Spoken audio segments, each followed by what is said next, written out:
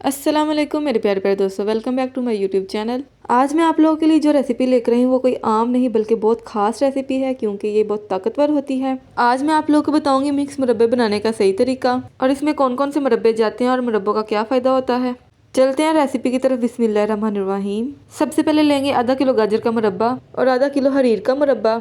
इनके फ़ायदे आप लोग साथ साथ देख सकते हैं। और उसके बाद मैंने लिया आधा किलो आंवला का मुरब्बा और सबसे आखिर पर लेंगे सेब का मुरब्बा। मिक्स मुरब्बे में सिर्फ यही 4 मुरब्बे जाएंगे और सबसे इम्पोर्टेंट बादाम, जो कि दिमाग के लिए बहुत अच्छे होते हैं। अब चलते हैं मुरब्बे की कटिंग की तरफ। सबसे पहले हरीर का मुरब्बा लेंगे और इसकी कटिंग इस तरह करेंगे कि उसकी गुठली अलग कर देंगे और इसके छोटे छोटे पीसेस कर लेंगे।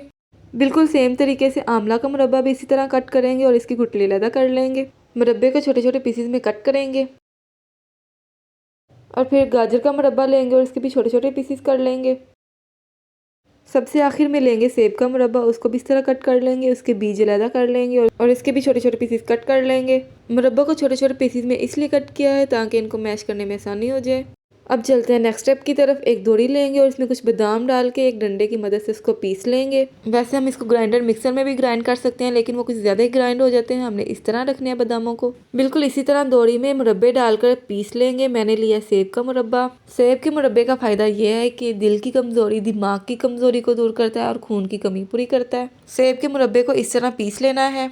ग्राइंडर में मुरब्बे आप लोग ग्राइंड नहीं कर सकते, इस तरह मिट्टी की दोरी में आप लोगों ने इसको पीसना है। मैंने लिया है गाजर का मुरब्बा। गाजर का मुरब्बा जिस्मानी कमजोरी दूर करता है और दिमाग को ताकत देता है। हरीर के मुरब्बे को भी इसी तरह पीस लेंगे। हरीर का मुरब्बा हर किस्म के दर्द के लिए बेस्ट होता है। हरीर का मुरब्बा दूध के साथ खाने का बहुत ज़्यादा फ़ायदा होता है। आंवले के मुरब्बे को भी इस तरह पीस लेंगे। आंवला का मुरब्बा खाने के बहुत ज़्यादा फ़ायदे हैं। इसको खाने से सांस, फेफड़ों और दमे की बीमारी से महफूज रहते हैं हम। सब मुरब्बों को इस तरह अच्छे से मैश कर लेंगे। और अगर आप लोग मेरे चैनल पर नए हैं तो मेरे चैनल को सब्सक्राइब लाजमी कर दें। इसके बाद दोरी में मैश किया हुआ सेब का मुरब्बा डालेंगे और कुटे हुए बादाम डालकर इसको अच्छे तरीके से पीस लेंगे। और इतने अच्छे तरीके से पीसना है कि बादाम और मुरब्बा एक जन हो जाएं।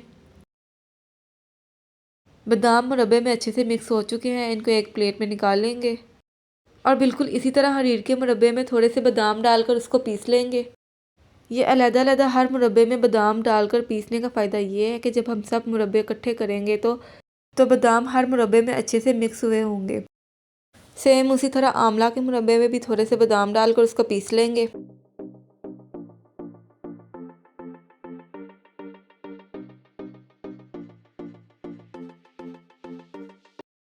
अब लास्ट में बचा गाजर का मुरब्बा, उसमें भी बादाम डालकर उसको अच्छे से पीसेंगे।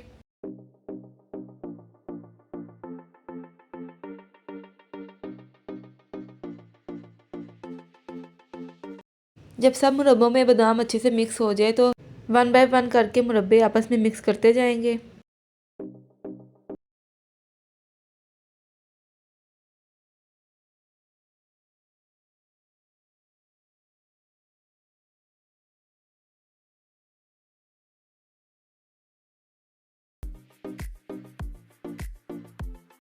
चम्मच से मिक्स करने के बाद एक दफ़ा डंडे की मदद से मुरब्बे को अच्छे से मिक्स कर लेंगे ताकि वो एक जान हो जाएं। अब लास्ट स्टेप आता है। मुरब्बे मिक्स करने के बाद इसमें चांदी के कागज़, जिसको हम पंजाबी में चांदी के वर्क कहते हैं, जो दिल की कमज़ोरी के लिए बहुत ज़्यादा अच्छे होते हैं, वो डालेंगे और इनको मुरब्बों में अच्छे से मिक्स कर लेंगे। इनको मिक्स करने के बाद हमारी ताकत से भरी मुरब्बों की रेसिपी तैयार है। इन मुरब्बों को आप सुबह शाम किसी भी टाइम दूध के साथ खा सकते हैं। जो बच्चा पढ़ाई में कमज़ोर है, किसी को जिस्मानी और दिमागी कमज़ोरी हो, उसको बनाकर ज़रूर खिलाएं। अगर आपको मेरी आज की वीडियो अच्छी लगी हो तो मेरी वीडियो को लाइक, शेयर और चैनल को सब्सक्राइब लाजमी करते जाइएगा। मिलते हैं नेक्स्ट वीडियो में, तब तक के लिए अल्लाह हाफिज़।